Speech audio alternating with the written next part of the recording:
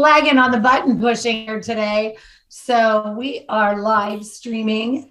And as always, it's never a smooth journey with me transitioning into live, but here we are. Welcome to this week's Mastering the Drop, a real view of recovery, where you all know we love to have conversations about how we're living life, and not all recovery journeys look the same. So not everybody, when we say, addiction or recovery, it doesn't necessarily mean that somebody is, I don't know, if fallen into one of those traditional spaces of alcohol or illicit drugs, but there are so many different versions of what we need to recover from.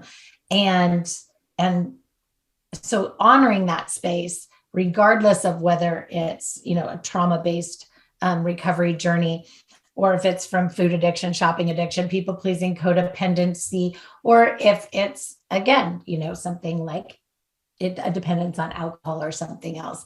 Like, we all have a recovery journey, and we all, deserve to be supported, heard, understood, and walked with. So here we are, out loud and proud, talking about our different recovery journeys.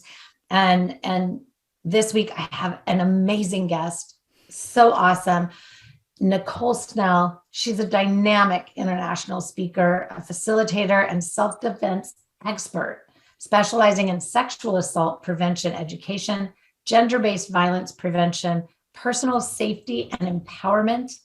She's the CEO of Girls Fight Back, founder of Outdoor Defense, and lead instructor with both Impact Personal Safety and Impact Global.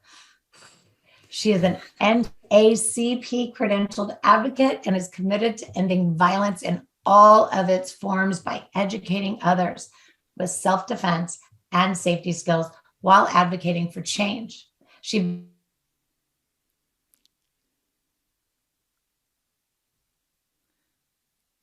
believes in social justice, equality.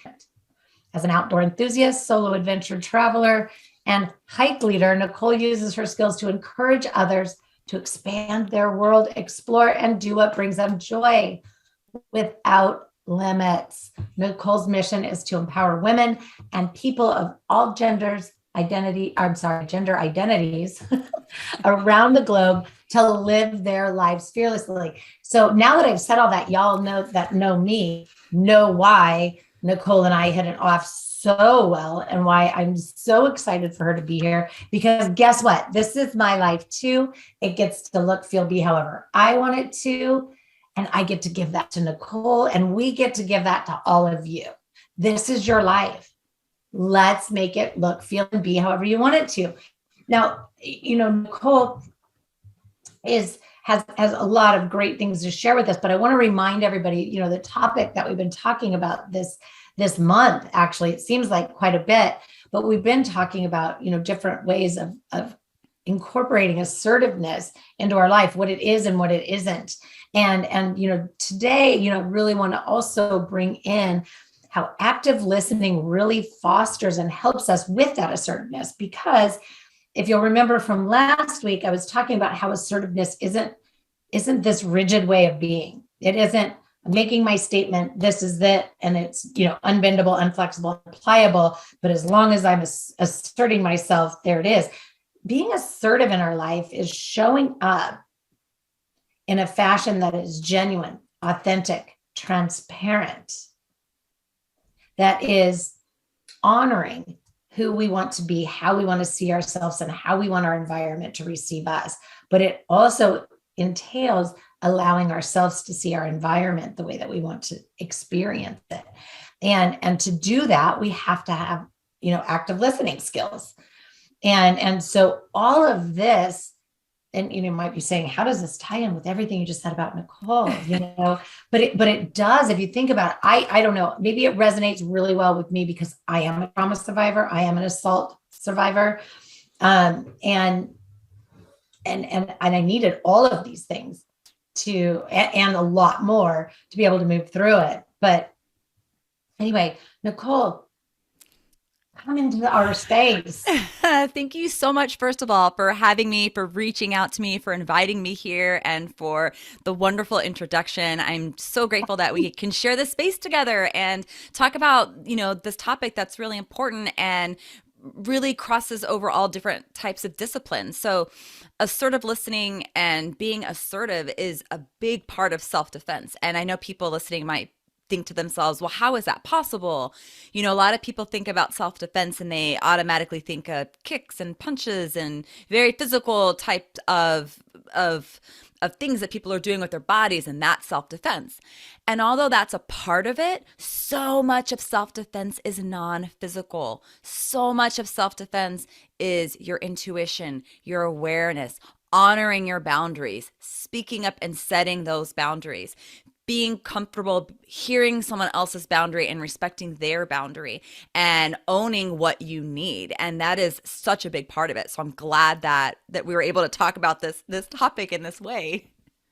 Oh my gosh. And I told you, like, I'll write down little things that I hear that I just love, because I also like to help my clients slash listeners be able to tie it back to the work that we do. And you're right, non-physical, because we do protect ourselves. I mean, in our work, our boundary system is like this amazing, wonderful filtration system that allows us to leave things outside that do not belong to us, that do not serve us, or that could be harmful to us if we let them in.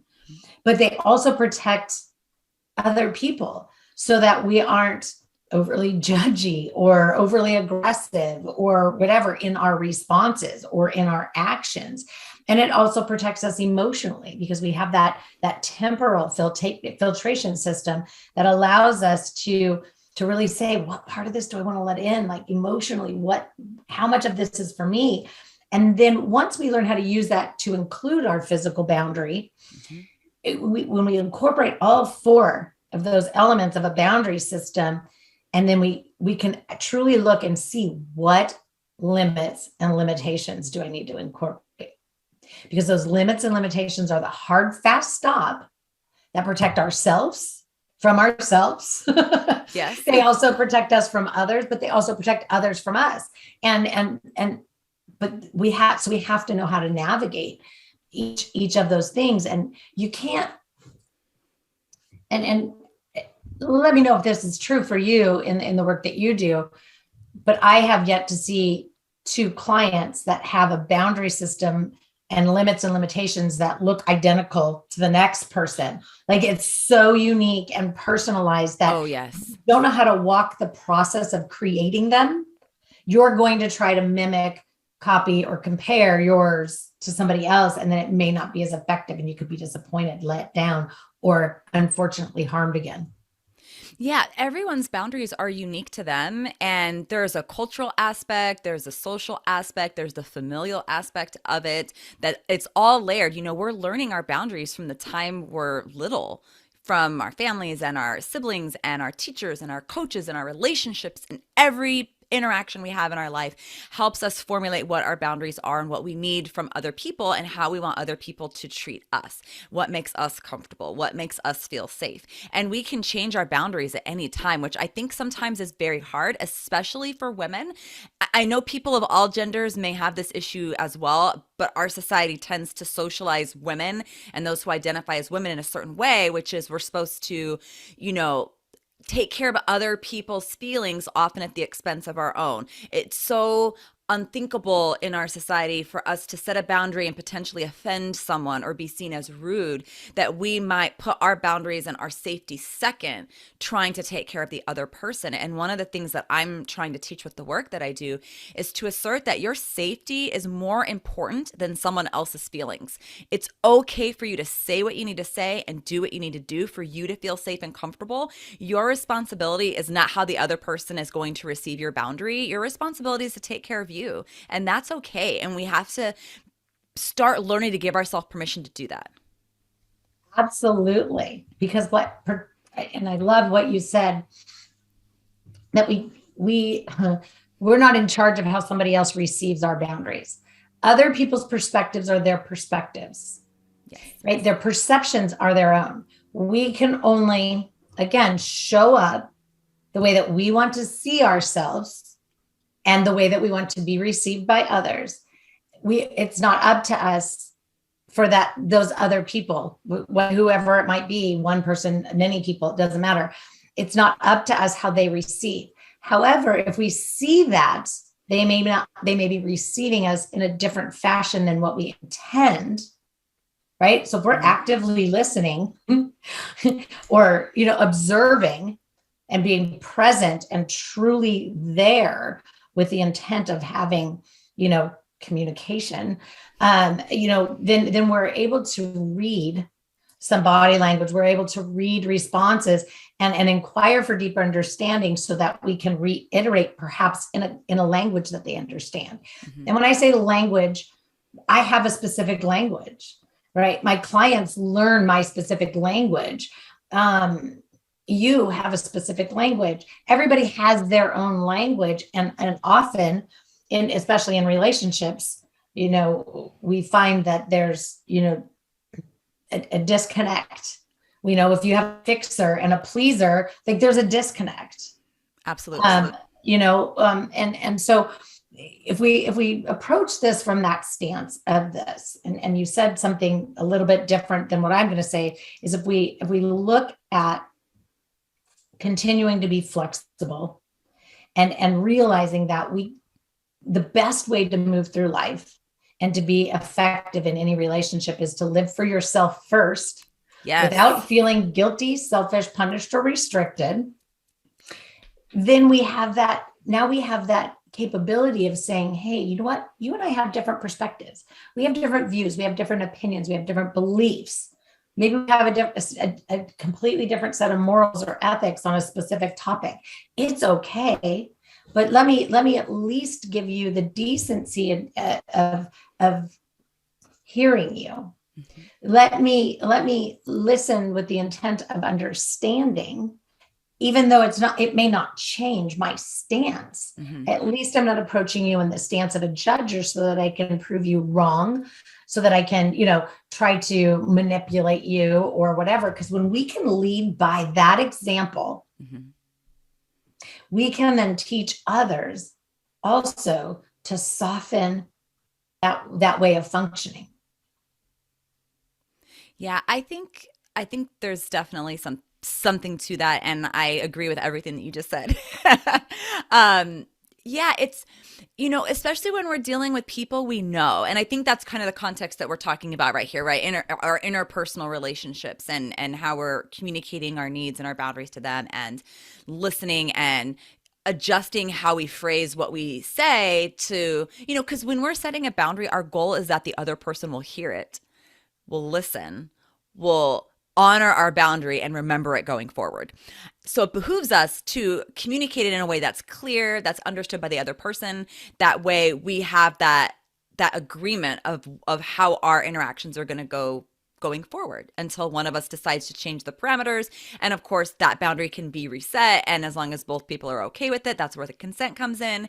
And just know that everyone is allowed to feel however they receive the information, how they feel about it is really going to be personal, and we can't change how they respond to that. But most people that we encounter in our lives, they're not purposely trying to cross our boundaries. Most people, right? Most people are not purposely trying to be disrespectful. They have a different upbringing. They are from a different cultural background. They have their own trauma that they're processing, their own things in their life that have built on and made them the person they are. They just might not see things from the same perspective. That's why when we feel more confident articulating what we need, then we can create stronger relationships with the people in our lives. Yes, and yes. But let's even shift that now to just moving through our environment, because you said, okay, yes, we're talking about our interpersonal relationships, but how about when you're not? Mm. How about when we're, I don't know, at the grocery store, at the checkout line, and you can just feel the vibration of the person behind you, and perhaps they're rude, or in passing in the aisles, the way that situation gets handled can look a lot of different ways. And so, yes, if you get into this rudeness or road rage, whatever, like that cutting off, and then, like who's doing what, and that pole position thing, instead of saying, what, this is my life. It gets to look, feel, be how I want it to, but it's also their life. I don't even know this person. I don't know what's going on in their life. For all I know, they just got hit by their kid just got hit by a train and they're trying to get to a hospital. Like, who am I to, maybe I should just move out of the way. Or if it's something where you're like actually face to face with the person, like at the grocery store, you don't have any idea what's been going on in their life. So if you feel like they're being rude, like perhaps find, a softer way of handling the situation. Like, wow, sorry, I didn't mean to be in your way. However, I'm not done in this section yet. Or, like, cause I've been there. I've been like standing there, like trying to choose the right thing or reading a label. Feel that person that's like, I just need to get in here. Oh my gosh, la, la, la. And instead of them just using their words and saying, hey, do you mind if I sneak in real quick? So we need to lead by that example and say, wow, I feel like you may need something in this section. I'm not quite done. Would you like me to move back really quick? And then, we're leading by that example of saying, see, you whatever's going on in your life, like you don't have to be rude, abrupt, aggressive, or anything like that. And we can't change their perspective, but boy, can we sure illustrate a different way of handling it.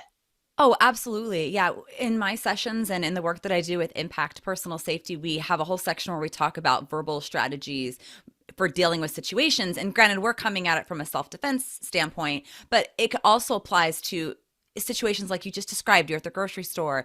Maybe someone in the parking lot thinks you took their parking space and now they're really upset. In fact, that happened to me. It's funny because we do scenarios like this in class. And then when they happen in real life, I'm always like emailing them right away saying, do you realize that the scenario we practiced actually just happened to me? I was going to a doctor's appointment and I'm in this parking structure and this big truck's in front of me, and it's like kind of two-way, but really only kind of big enough for one way. But anyways, this truck is parked in this lane and I couldn't figure out what it was doing. And it had its lights on and I couldn't figure out what was going on. But I was like, okay, I need to get into my spot. I waited, several seconds. And then I pulled up a little bit because I was like, well, maybe I'll just go around. And then I saw a parking spot to the left, a small one. I thought, hey, you know what? I'm just going to take the spot. I'm going to get out of the guy's way and it's fine. So I pulled into the spot and next thing I know, I hear yelling. So I had gotten out of my car and he got out of his car and his hands are up and he's like, I was trying to back up into that spot. And I was like, you know what, sir? I didn't realize that. I thought I was getting out of your way. You know what? Let me move my car and you can have the spot. And he said, oh, okay, thank you.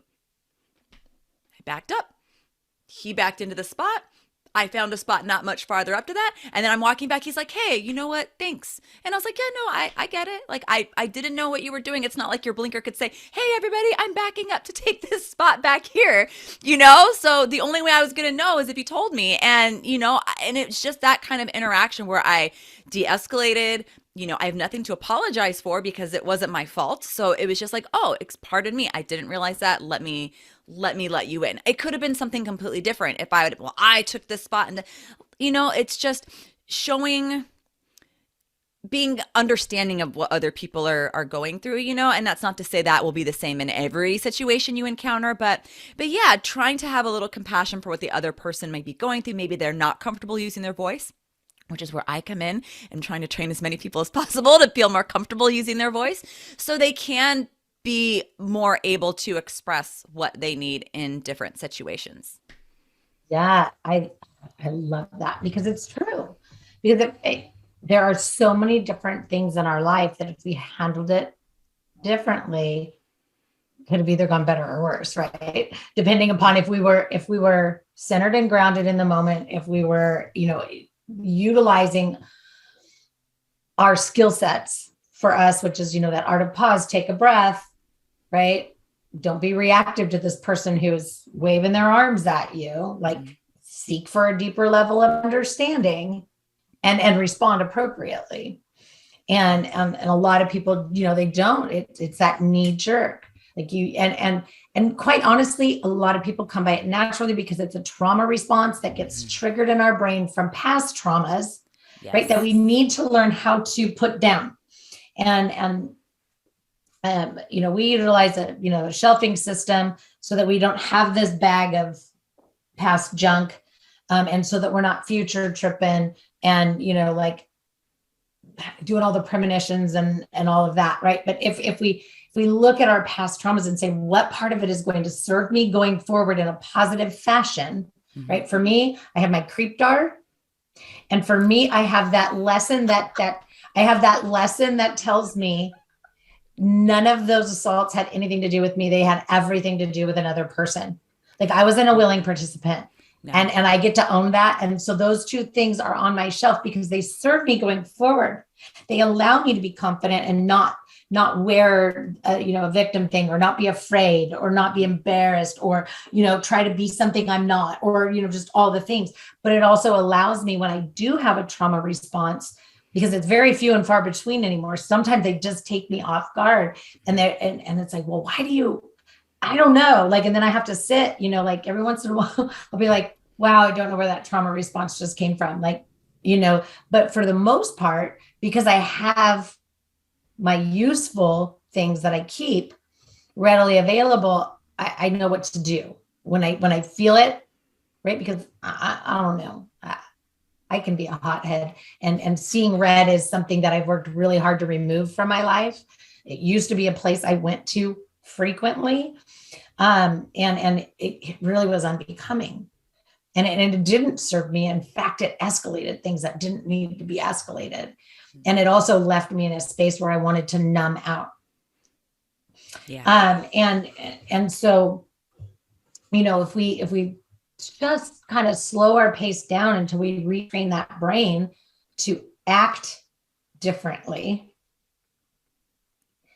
then we can become less reactive, less judgmental.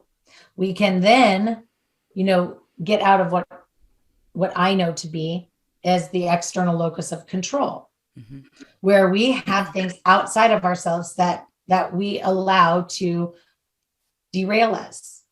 We rely on them to bring us peace, joy, comfort, relief. We, depend on them for validation and valuation and worthiness, whatever it is. If it's outside of you, if it's not coming from in here, then it's coming from the wrong space. And so if we have that capability in most of our life, when we get into a situation where we need to call up self-defense, we've got a shelf of tools. Yeah, absolutely. Absolutely no, you will not talk to me that way. Absolutely, under no certain circumstances is it okay for you to be this close to my body. Absolutely, under no certain circumstances is it okay for you to be whatever it is. And I today can do all of that. Like, not sure who you think you are, but. And, for a lot of folks, it's a journey. Like, confidence isn't something that you just get overnight. It's a journey. It's a process. Everyone's in varying stages of that, no matter, the different experiences they've had in their life, the different trauma that they're processing. Survivors have, layers of healing processes that we go through. And confidence, you're never going to be like, I am always the most confident, because it's going to change depending on your situation. So you're just learning throughout your life to learn to be more confident and more comfortable in the different spaces that you're in, and that it's okay. Like, it's not a competition. Like, this person's more confident than me and I should be more confident. I mean, I will be very vulnerable here. There are some things that I'm not very confident in. And when people hear that, they look at me and say, but you're so confident in these other areas. It's like, yes, but they're not always mutually exclusive. So I may be really confident in one way, but I'm still working on things in another area of my life, and that's okay. I want to hop on something that you said earlier about being less reactive. And I think that's so important to say. And something that I say it in a different way, but it's the same thing. It's like learning how to respond to a situation, because responding to something is different than reacting to something. Like, responding is taking in the information and then thinking through what options you have in the moment. And sometimes that can be a split second, a couple of seconds, and responding in a way that's going to be safest for you versus reacting to an emotion in the moment, which may not serve you the best in that moment. Again, wanting to iterate that no matter what has happened to anyone in their life, it's never their fault. Like, violence is never the fault of the survivor. It is never your fault for what has happened. And I just want to iterate that to you too, that it is not your fault. Just like you'd said earlier, like it has nothing to do with you. It's everything to do with that criminal, with that predator, with that assaulter, that person. It's them. They are the ones that are always going to be at fault. 100%. And I love that. Categories. Always know your life categories. You can be the strongest person when it comes to your professional life and still be somebody that experiences social anxiety in a recreational social setting, whatever that is, new to you. You can be the strongest, most confident person when it comes to your parenting style. However, feel very insecure when you step into a spiritual, space. You got to know your categories and be willing to look at them and say, like, how can I bring that good juju from here into here? And for me, in my practice, we call it add, edit, delete, change, shift, morph, make it your own, which means make it, take this concept and let's figure out what we need to do to get that strength there.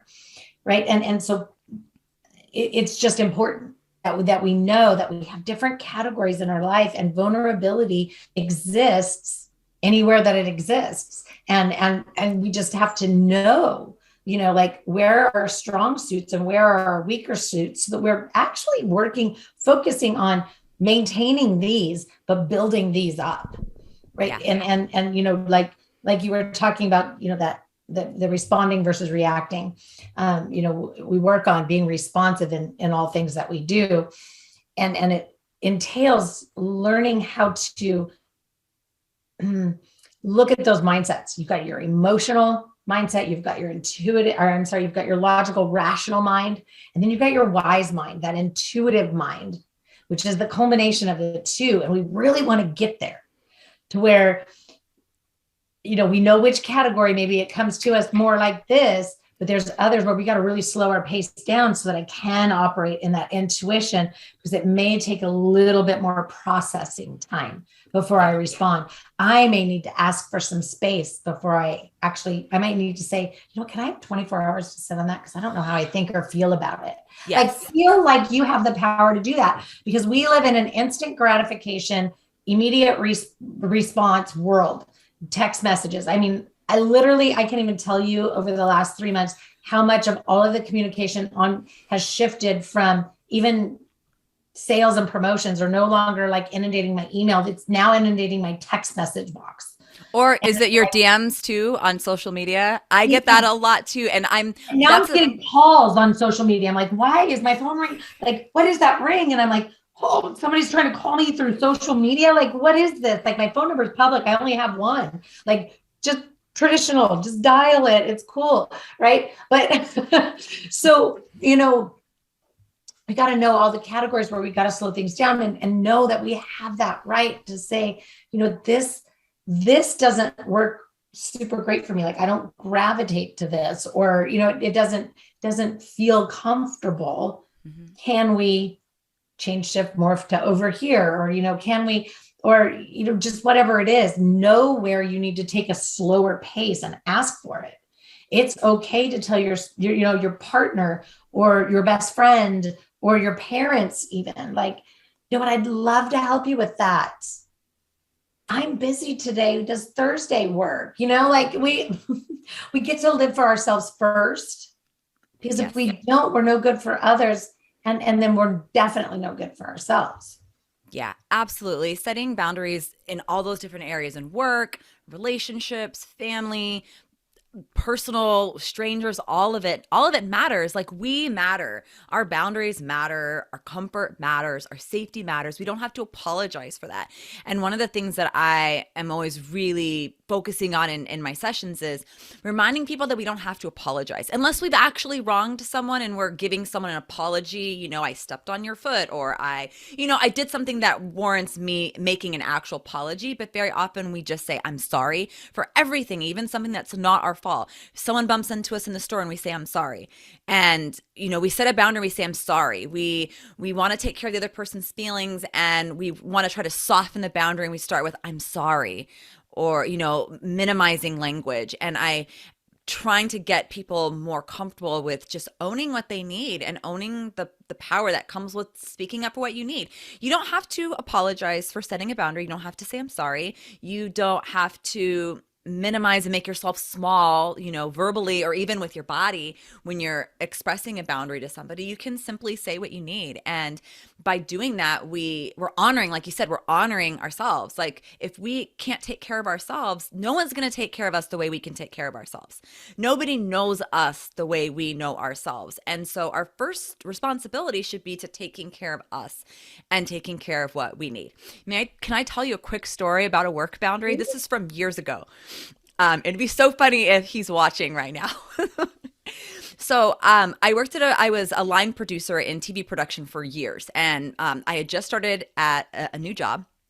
And so as the line producer for the show, I was responsible for budgeting and financials and giving reports and things to the CFO of the company.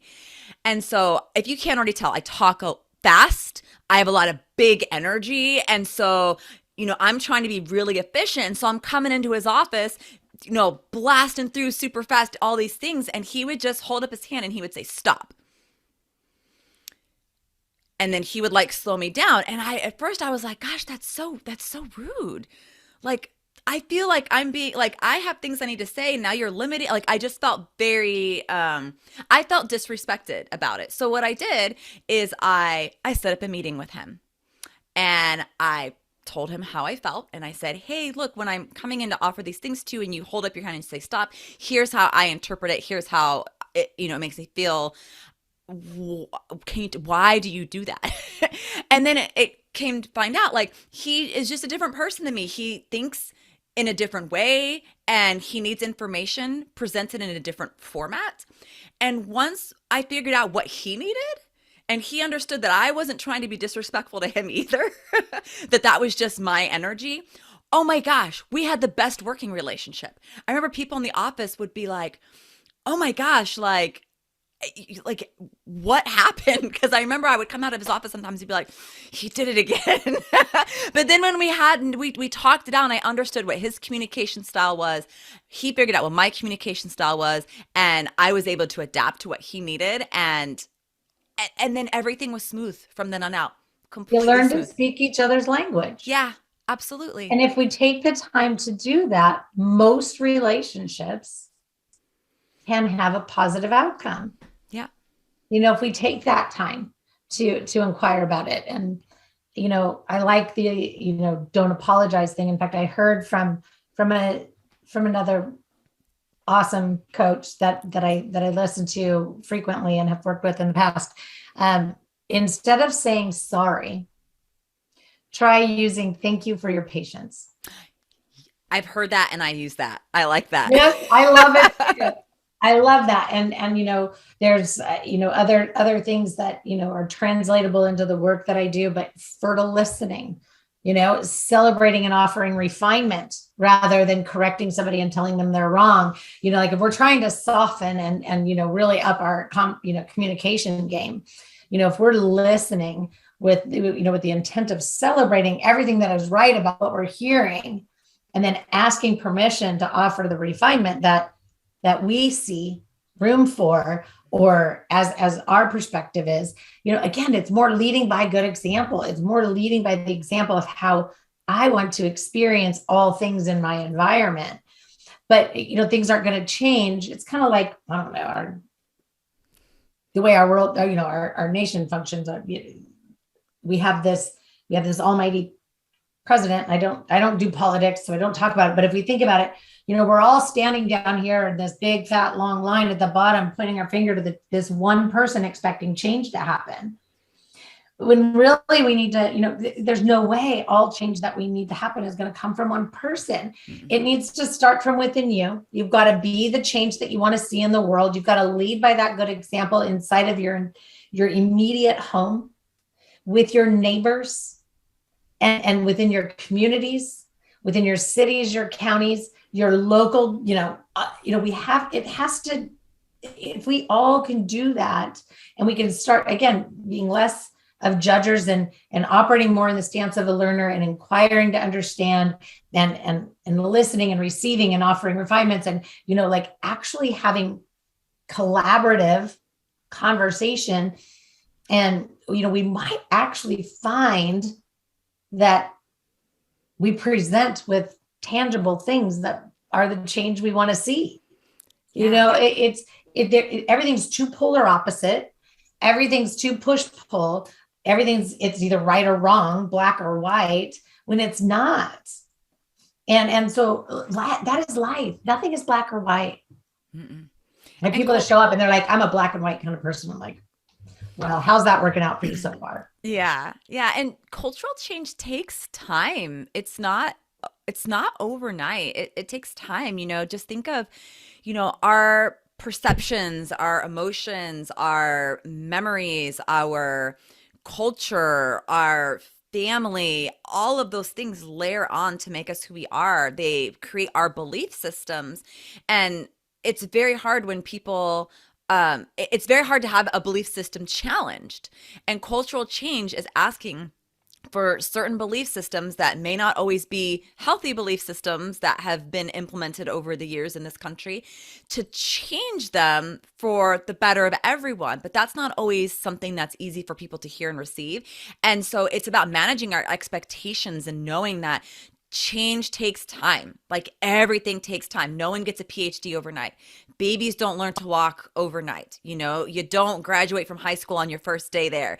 It takes time to get to where you want to go. And it's more about the little things. I don't know if you listen to Brené Brown or if you've heard her podcasts. Am I allowed to say one of the things that I saw on I don't see any reason why not. We're saying it's Brené's stuff. Okay. I'm sure she'd love the shout out. Okay. There's an episode where she talks about the marble jar and how it's about the small things, little things at a time, the marble jar moments, not the big, huge moments. It's the little moments in between people, the interpersonal, oh, you remembered my favorite coffee in the morning, not oh, you saved me from the car that was speeding down the sidewalk. It's not those big moments. It's the little moments that add up. And that's where we all have a part to play. In every interaction we have a chance to shift and change the culture. Every interaction that we have with other people, with strangers, the people in our life, setting our boundaries, setting expectations, calling out, bad behavior, setting the expectation of how we want to be treated. All of those things add up, and we all have that opportunity to make those changes. 100%. I love that. It's true. I say it all the time. And I know I'm beating the judger stance into the ground by but seriously, if you observe yourself, everybody observe yourself over the course of the next week and see how often you can actually put a flag on something that could be construed as judging. Driving down the street. My God, what is this person doing? Like, why are they driving so slow? Judge. Oh my gosh, what is that person wearing? What were they thinking? Judge. Like, just anything and everything. When you're watching the news, you could get judgmental about, what you're hearing there. You could get judgmental about somebody else's religion, but you know what? Spirituality is different for everybody. Like my spirituality looks different than your spirituality, it's a personal thing. So if we're judging something that is a personal thing, a personal choice, a personal decision, a personal belief, then who are we to judge it? Right? We don't want to be judged for ours. And so we have to always be looking at what makes me think that the way that I am is right. I know it's right for me, but is it right for everybody? Maybe not. And so why am I in the judging? So there are so many things that we can pull out and identify, like even in our immediate families, like if you're like, oh my gosh, my sister made the dumbest decision. Judge much? Like, come on, like, just take a look. I'm interested to see. Love for everybody to stick comments in there, and say, I caught myself judging 10 times in the last 30 minutes, because it's a real deal. And if we can start changing that, then that's just like one step closer to changing. But that's, not to get off a topic. I think, I just love this energy with you. I know. I love this. We've weaved around a lot of different topics today, and I love it. It's been so organic. Right. But we wanted to make sure we came together this month because Yes. this month is a special month with some very specific awarenesses, and I want you to touch on those so that we make sure that they get the attention that they need and deserve, so that everybody gets to hear about them. And then, I suppose we ought to let folks go back to, I mean, yeah. that's There's other things they got to do. no. I know. Well, this month there are three big awareness months that I like to call awareness to. The first is Personal Self-Defense Awareness Month, and that's very important to me as a self-defense instructor and a speaker on, personal safety and self-defense. And it's about raising awareness to what options we have as individuals for managing our safety. And everyone who's listening right now, you have everything you need on your body right now to be able to protect yourself, your voice being your number one tool and weapon as if you need it. And we're setting boundaries and using our self-defense skills all the time, and just understanding that we are powerful. And if we have to fight for our lives, we are worth fighting for. So that's a big one for me. The second awareness month is Human Trafficking Awareness Month, which is a huge crime. It affects people of all demographics, all over the world. And there are resources available on my website for if you think you see someone being trafficked, or if you are being trafficked, there is help available. And again, it is not your fault. And human trafficking isn't just human trafficking for sex. It's also trafficking for economic reasons, for jobs, so there's a lot of different ways in which trafficking happens, the end goal of the trafficker. So it's important to know the signs. Thank you for broadening that perspective. Yeah. I appreciate that. Yeah, thank you. And then the third one is Stalking Awareness Month. And again, it's a crime. It is most people that are younger, under 25, are actually at most risk of stalking. There's a statistic, I believe, that Safe Horizon shares, that it is the vast percentage of those who first experienced stalking experienced it before they were 25. And it affects people of all gender identities. And again, it's not your fault if you are being stalked. It's often by someone you know, but it can also be from a stranger as well. And again, there's more resources on my site if you know someone who is being stalked, if you are being stalked, there is help available. Thank you so much. So guys, she just called out three very important things. So tag it, share it, this entire video, so people can also, hear, what Nicole has to say, but also can find her website to get to those resources. I'm going to drop all of the information here in the comments below. You'll be able to get in touch with either Nicole or myself. Not that you don't know how to find me, but share the information, because it is so important as we're rounding out the end of this month. Like, let's make some noise about these three very special awarenesses that need to be happening. So share, so other people can also hear the message that it's not their fault, that there is help, there is support, there is guidance, and that everybody does have the tools that they need. They just have to learn how to ignite them. And we're absolutely here to support you in that efforts. If you're part of my community already, I want you guys to, just hold on, because, I have a feeling Nicole's going to be around more. And hopefully we're going to put something very special together for you guys, and get it on the platform, so that you can always go back and listen to important messages that Nicole can share, but also so that you can connect with her directly whenever you need to. So hopefully that is going to be, coming for you. But until then, all of her information is below. All of my information is below. If you need anything, again, everybody, thank you so much for coming and watching Mastering the Drop, a real view of recovery. Again, there is, society holds a very narrow perspective around the words recovery and addiction. So let's help people broaden that. Share these episodes with people, especially if you see that they might, benefit from the skill set or the tactic. All you have to do is click share and pass it on.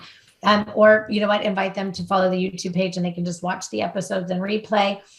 But these are not life skills that are just specific to folks that are, battling chemical addiction.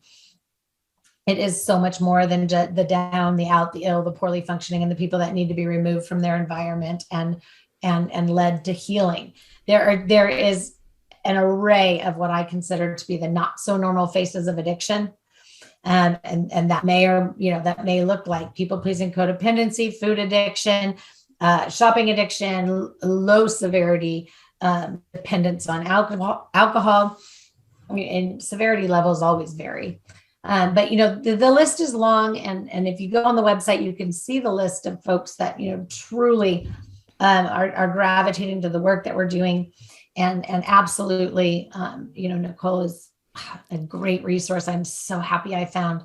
I love it when I connect with great people. Anyway, Nicole, don't hang up just yet, but I am going to stop the live and stop the recording. I think last week I did it backwards. I stopped the recording and we just kept talking live.